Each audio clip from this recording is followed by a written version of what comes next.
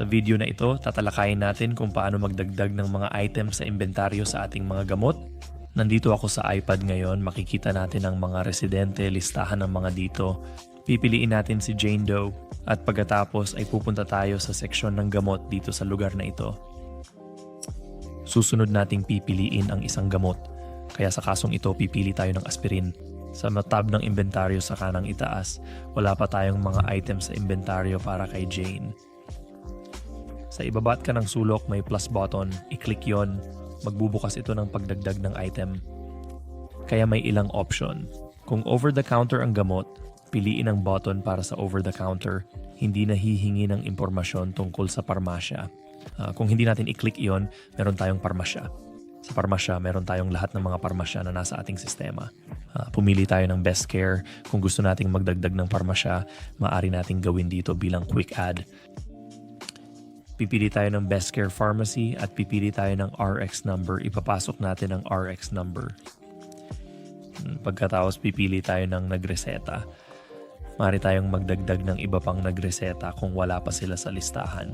Pipiliin natin si Mark Johnson. Pagkatapos ay sadyang pupunan lang natin ang impormasyon na natanggap natin sa item sa inventaryo na dumating. Dito ay magpapatuloy tayo sa pagdagdag ng turn to tabletang natanggap natin at ang petsa ng pagpuno ay kahapon. Automatikong magpupuno ng petsa ng pag-expire. Maaari na tayong magpatuloy at makagawa nito. Idadagdag sa listahan. Kung titingnan natin, makikita natin na ang unang item sa inventaryo, numero 1, may RX number. Meron na itong bilang ng mga refill dito at 81 mg ng mga tableta. And ito ay ni-refill noong Mayo 21, 2004. Ngayon pwede na i-click ang item na ito at pumasok para hanapin ang karagdagang impormasyon. Kung kailangan baka mali ang refill number, pwede tayong mag-click ng edit button dito para baguhin at i-update ang impormasyon. Pwede rin itong markahan bilang walang laman kung gusto nating gawing walang laman. Ito'y magbibigay ng paalala kung kailan talaga natapos ang gamot na ito. Dito maaari nating itakda bilang kasalukuyan. May isa lang kaya ito kasalukuyang itinakda. Kung mali ang pag-enter, i-click ang delete button para i-confirm kung gusto talaga nating gawin yon. Maglalagay ako ng tala na kailangan may pahintulot ang isang tao upang magawa ito. Kung hindi mo nakikita ang kakayahan o nakakatanggap ng error, walang pahintulot na gawin. Habang umurong tayo, magpapatuloy tayo at makikita kung paano natin ipinasok sa inventaryo. Ngayon, hayaan ko na lang akong magpatuloy at magdagdag ng isa pa sa sistema. Sa totoo lang, sabihin na lang natin na hindi ito na i-fill noong ika-21 ng buwan na yon. Halimbawa, sabihin nating Abril 1, kaya't magpapatuloy tayo at i-update natin yon at saka magdagdag tayo ng isa pa. Kapag nagdagdag tayo ng mga ito, lahat ng impormasyon ay nakapopulate na para sa atin. Kailangan lang nating siguraduhin tama ang lahat.